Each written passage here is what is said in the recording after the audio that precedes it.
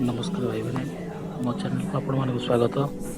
आज मु करुच्ची चिकेन कषा। देखो चिकेन कषा ता सहित सीझा अंडा तरकारी एथि दरकार आमर पियाज कटा पियाज एवं रसुण अदा पेस्ट एवं किछि बिलाती। आसतु देखा प्रथम कड़ई रे तेल पकेवा से तेजपत्र किछि चीनी गोटा मसला पकई फुटेवा। तापर आमे कौन करवा ना तादेह किछि पियाज ऐड करवा। पियाज को किछ समय आमे भाजीवा। पियाज को भाजीवा किछ समय भाजी सारा पर आमे ताको किछ समय छाड़ीदेवा पियाज लाल होगा पर्यंत। पियाज लाल हो सारा पर से आम रसुण पेस्ट पकेवा।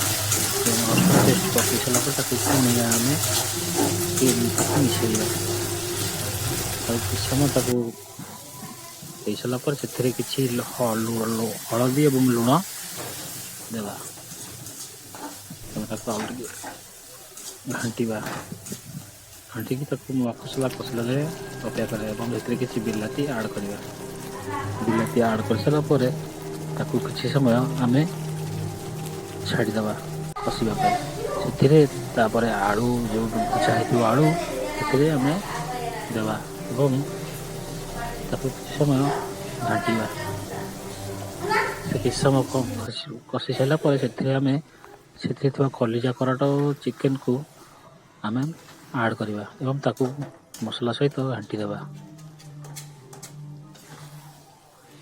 घाटी सारा पर ताकू आम किसी समय पानी मला जाए छाड़ीदे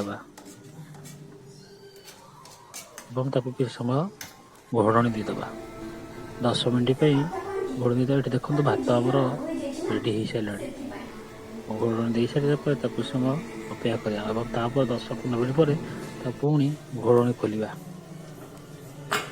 देखिए चिकेन कषा पूरा रेडी हो पानी बाहर रेडी हो पूरा चिकेन पूरा ओके अच्छे। देखु